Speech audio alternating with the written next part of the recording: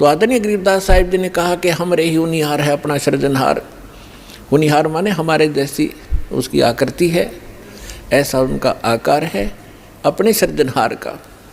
तो इस प्रकार वो परमात्मा मनुष्य दृश्य है। वहाँ एक बहुत बड़ा गुम्बद बना हुआ है मंदिर नुमा, उसके सेंटर में परमात्मा का तख्त है, सिंहासन है, सिर पर छत्र है। जैसे आप इस दास के ऊपर ये आर्टिफिशियल बना रखा है भक्तों ने, ये देख रहे हो। और परमात्मा का वहाँ प्रकाश जो पूरे शरीर का बहुत ज़्यादा है। उस परमात्मा के एक रोम माने बाल, एक रोम कहो या रोमकूप कहो, क्योंकि शरीर से ही उनकी बॉडी से ही प्रकाश निकल रहा है, झलक रहा है, उसी से उसके रोम यानी बाल प्रकाशित हो रहे हैं। करोड़ सूर्य मिला दे, करोड़ चंद्रमा, तो भी एक रोम यानी बाल का प्रकाश ज़्यादा होगा। तो इतना तेज है उस परमेश्वर का। वहाँ पृथ्वी है सतलोक, जैसे धरती आप देख रहे हो ये ऐसी, वो केवल वाइट कलर की है, जैसे आप बालू रेत देखते हैं। तो वहाँ वो पृथ्वी का कैसा रंग है, और उस पर वर्षा हो जाती है, वो सेट हो जाता है तो भी कलर वैसा ही रहता है। तो ऐसा उस सतलोक का भी प्रकाश है, वो भी सौ प्रकाशित है, जैसे हीरा प्रकाशित होता है। हीरे में अपने आप चमक होती है, मोती में चमक होता है, इस प्रकार वो पृथ्वी है। वहाँ सदाबहार वृक्ष हैं, सदाबहार ये सभी काजू, किशमिश, मेवे, सेब, संतरे, सभी फल फ्रूट वहाँ सदाबहार रहते हैं, वहाँ कभी अकाल नहीं होता। ये तो है वहाँ की सतलोक की डेफिनेशन। और परमात्मा कैसे हैं ये आपको दास बता ही रहा है कि मनुष्य दृश्य है, और वहाँ सृष्टि है ऐसी ही। ये तो डुप्लीकेट है जो यहाँ बनाए गए हैं, ये मिट्टी के शरीर, ये तो उसकी तुलना में एक खिलौने और मिट्टी से बने हुए हैं। और वहाँ का जो शरीर आपका स्वर्ण का हो, जो कभी विनाश में नहीं आता। इस प्रकार वहाँ सृष्टि है। वहाँ आपके पूर्व के सभी महल ज्यों के त्यों हैं। प्रत्येक व्यक्ति की एक विशेष टेंडेंसी है, एक वृत्ति है, जरा सा कोई अच्छी पोस्ट बन जाती है, उसको प्राप्त हो जाती है, या कोई धन चोखा मिल जाता है, बढ़िया कोठी बनाऊं, बहुत लंबी चौड़ी, ऊपर नीचे, और आगे पार्क हो, पार्क में फिर आगे बगीचा हो, एक साइड में तालाब हो, झूले डाल रखे हों, और फुहारे बनाता है आर्टिफिशियल के, कभी कभी फुहार भी डाल लूँ, तो ये बनावटी है। अच्छा, यहाँ तो एक और समस्या है, ये सारा कुछ किसी ने बना भी लिया तो 36 टेंशन साथ लिए रहता, वो उस घूम रहा है बगीचे में, और टेंशन है कहीं और, ये बिगड़ गया काम, वो बिगड़ गया काम, ऐसे ना हुआ वैसे हो जाएगा। तो उसने वहाँ एक डुप्लीकेट बना भी लिया तो भी उसका सुख प्राप्त नहीं है उसको, व्यक्ति को। और सतलोक के अंदर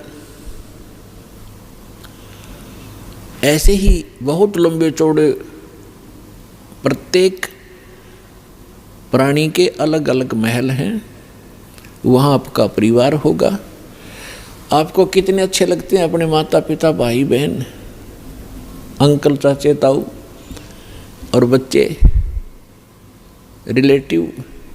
और यहाँ ठीक है, अच्छे तो लगेंगे क्योंकि अच्छे हैं, और कल मृत्यु हो जा, टक्कर मारते रहो, कभी भी जीवन में आप उनको नहीं देख सकते फिर। तो ये अच्छा लगते हुए भी व्यर्थ है। और वहाँ जाओगे आपके सारे सुख होंगे, वहाँ कभी मृत्यु नहीं होगी।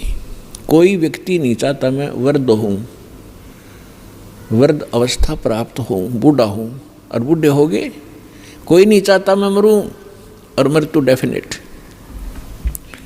तो ऐसी धारणा क्यों आपकी? क्योंकि आप पहले ऐसे लोक में रहते थे जहाँ ना वृद्ध अवस्था है और मृत्यु नहीं है। वहाँ ये 5 तत्वों का बना हुआ पुतला नहीं है। इसमें कभी बीपी हाई है, कभी लो है, कभी राग खींच रहा है, कभी द्वेष। राग द्वेष वहाँ होता है जहाँ समानता नहीं होती, और वहाँ समानता है। एक परमात्मा को छोड़कर सबके एक जैसे बॉडी हैं, एक जैसा सबके महल हैं, एक जैसा खान पान है, कोई उसमें अंतर नहीं और कोई अभाव नहीं किसी वस्तु का। तो राग द्वेष और इस तरह के जो रोग होते हैं ये किसी त्रुटि के कारण होते हैं। तो आप जी उस स्थान को छोड़कर गलती से यहाँ आ चुके हो और यहाँ आपका कोई ठिकाना नहीं। जिन महापुरुषों को परमात्मा मिले उन्होंने बताया है, आगे गए ना बावड़े। बावड़े माने वापस नहीं आए। पहले जो चले गए उन्होंने आकर बताया नहीं हमारे साथ क्या बीती।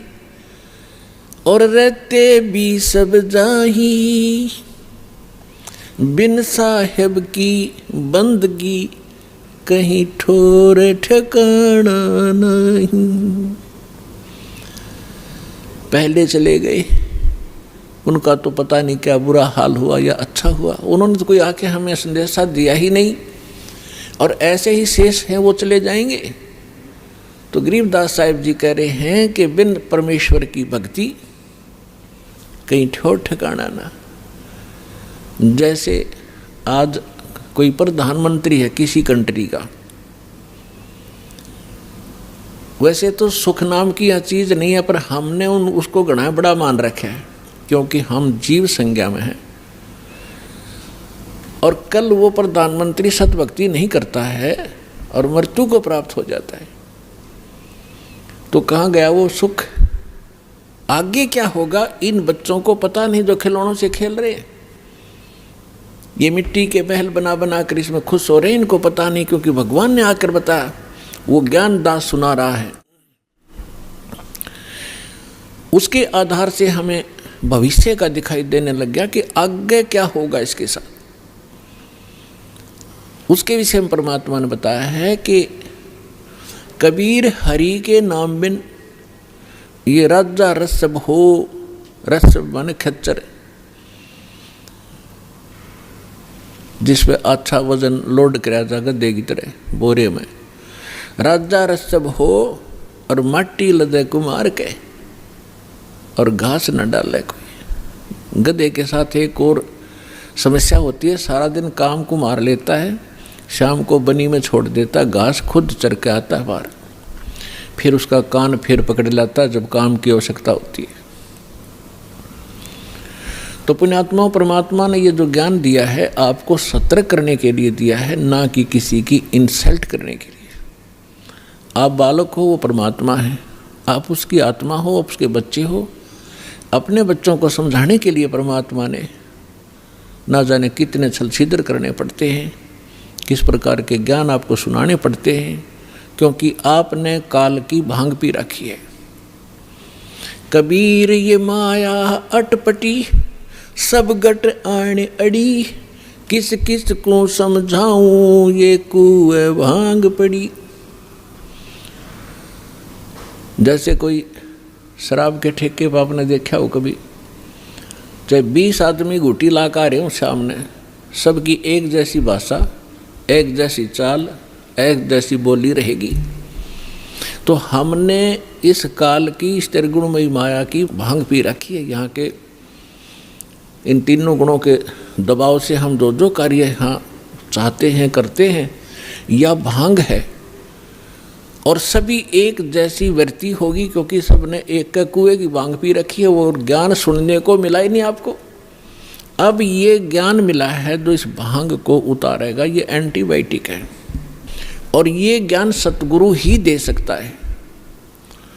और सतगुरु परमात्मा ही होता है। 600 वर्ष पहले परमात्मा स्वयं आए थे, वो सतगुरु भी थे, परमात्मा तो वो थे ही थे। और फिर उन्होंने कहा था कि जब गरीबदास जी का पंथ होगा 12वां पंथ, उसमें काल अपना जाल जरूर फैलाओगा, लेकिन बर्मे पंथ में परमात्मा ने कहा था हम फिर आएंगे। अब परमात्मा नहीं आए तो दास बेच दिया अपना, वही पावर वही ज्ञान दास के अंतःकरण में फीड कर दिया, जो दास आपको आज वर्षा कर रहा है उस अमृत ज्ञान की।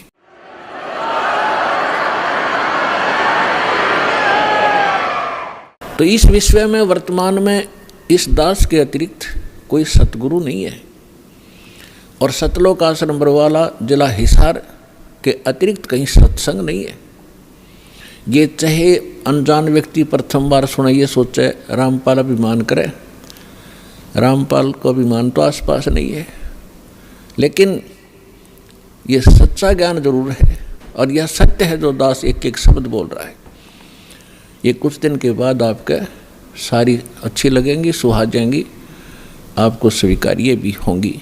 जब ये आपकी भांग उतर जाएगी काल की, अज्ञान आपका हट जाएगा, तो जो प्रसंग चल रहा है वहीं आते हैं कि वो परमात्मा सतलोक में रहता है, वहाँ से चलकर आता है। अच्छी आत्माओं को जो दृढ़ भक्त होते हैं उनको मिलते हैं तो क्या करते हैं, उनको तत्व ज्ञान से परिचित कराते हैं, अपने से परिचित कराते हैं और सचखंड सतलोक लेकर जाते हैं, फिर उनको वापस छोड़ देते हैं ताकि ये मेरे गवाह बने। अपना आत्माओं वेद बताते हैं भगवान ऐसी लीला करता है, और जिनको परमात्मा मिले उन महापुरुषों ने यही बताया है कि भगवान ऐसी लीला करते हैं। और वो परमात्मा है कौन जिसको हम पहचान सकें कि भगवान कौन है। तो जिन महापुरुषों के दास ने शुभ नाम अभी आपको गिनाए थे, उनमें से इन महापुरुषों ने सभी ने परमात्मा की ये गवाही दी है, एफिडेविट दिया है।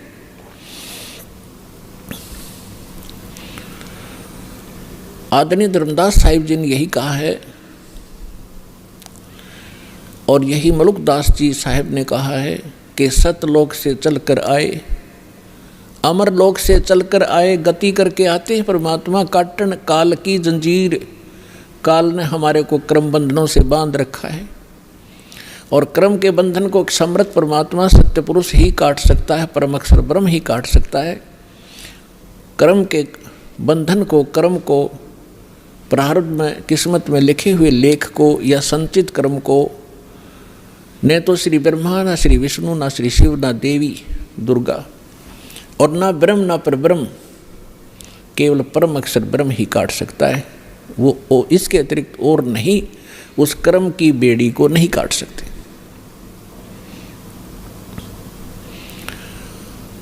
तो सभी महापुरुषों ने बताया है। अजब नगर में ले गए, गरीबदास जी कहते हैं अजब नगर में ले गए। नगर का अर्थ क्या है? क्या प्रकाश होता है? सब जानते हैं नगर में क्या होता है। वहाँ सारे महल होते हैं, मनुष्य होते हैं, बाजार होते हैं, सब कुछ होता है। अजब नगर में ले गए हमको सतगुरु आने। सतगुरु गरीबदास जी सतगुरु कह रहे हैं, वो परमेश्वर थे। जल के बिंब अगाध गति हम सूते चादर ताने। हमको परमात्मा आकर लेकर गए अजब नगर में, बहुत ही अनोखे शहर में ले गए, सतलोक में। और वहाँ जाने के बाद हमें पता चला सारी कहानी का, हम कौन हैं, कहाँ फंसे हैं और यहाँ वापस कैसे आ सकते हैं अपने लोक को।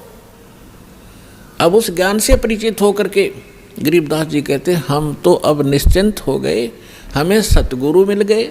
सतगुरु मिल गए तो सत्संग भी मिलेगा, सत्संग के साथ साथ फिर सच्चा भक्ति विधि मिलेगी जिससे हम वहाँ जा सकते। तो गरीबदास जी कहते हैं हम तो भी चादर तान के सोगे, कति बेफिक्र होगे, हमारा मोक्ष निश्चित है। तो पुण्यात्माओं, आज जो सतलोक आश्रम बरवाला में आके इस दास से जो दीक्षित होते जा रहे हैं, वो चादर तान के सो जाना, आपका मोक्ष निश्चित है।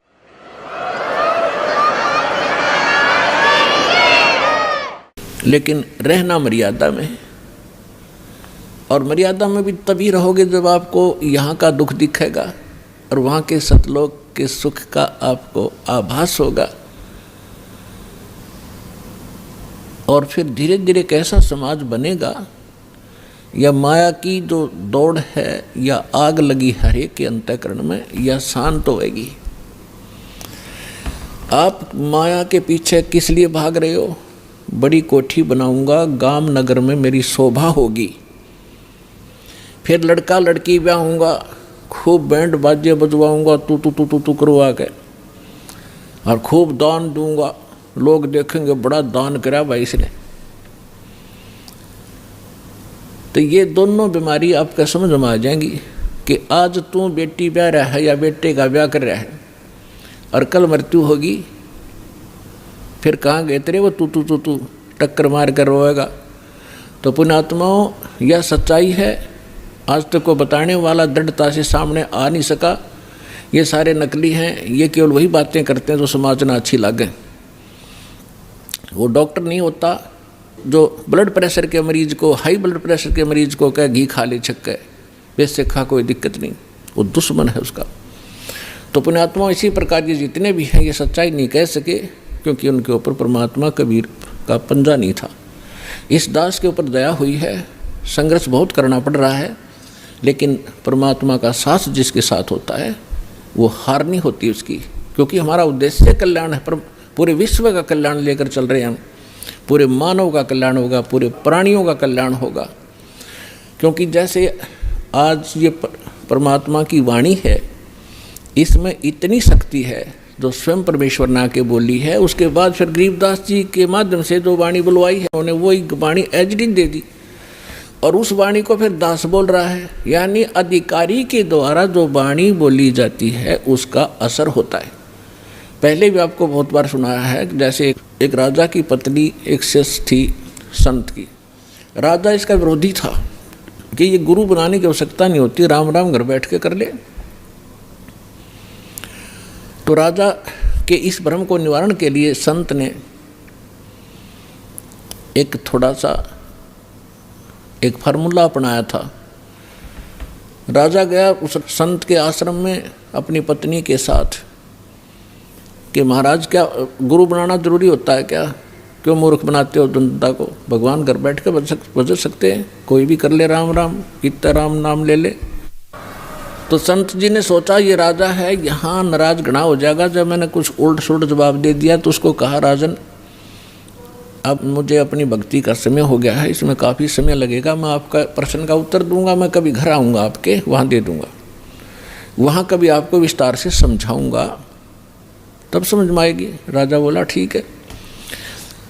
दिन निश्चित हुआ, राजा बैठ गया सिंहासन पर जच के, संत के लिए आसन लगवा दिया।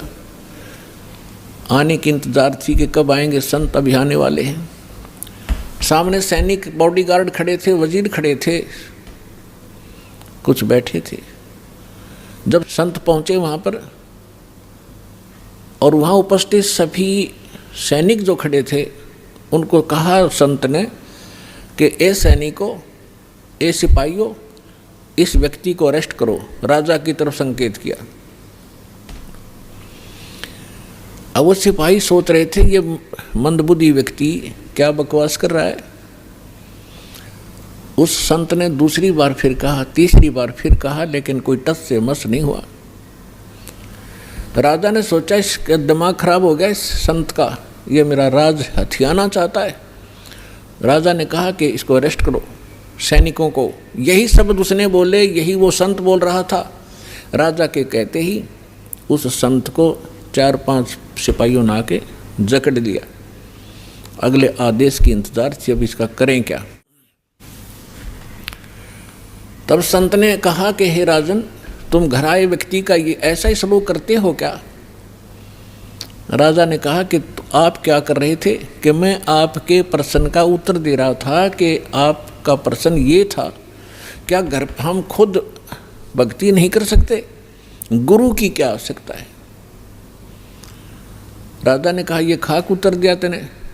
बकवास करने लग गया कि नहीं सुनो जानते, मुझे छुड़वाओ पहले। राजा ने कहा छोड़ दो, न छोड़ दिए। कि जिस प्रकार जो शब्द मैंने बोला कि राजा इसको अरेस्ट करो, ये टस से मस नहीं हुए आपके सैनिक, और आपने वही शब्द एक बार कहा था, मुझे चार ने पकड़ लिया आकर के। तो आपके वचन में शक्ति है, आपके बोलते ही ये क्रियावान हो गए, और वो शक्ति जो आप वाली है वो राजनीति वाली मेरे पास नहीं है। मेरे पास शक्ति है अध्यात्म की। ठीक इसी प्रकार जो वचन मैं बोलूँगा परमात्मा की शक्ति सब पर कार्यवान हो जाएगी, और आप कहते रहना उसका कोई असर नहीं होगा। इसी से आप समझ लेना।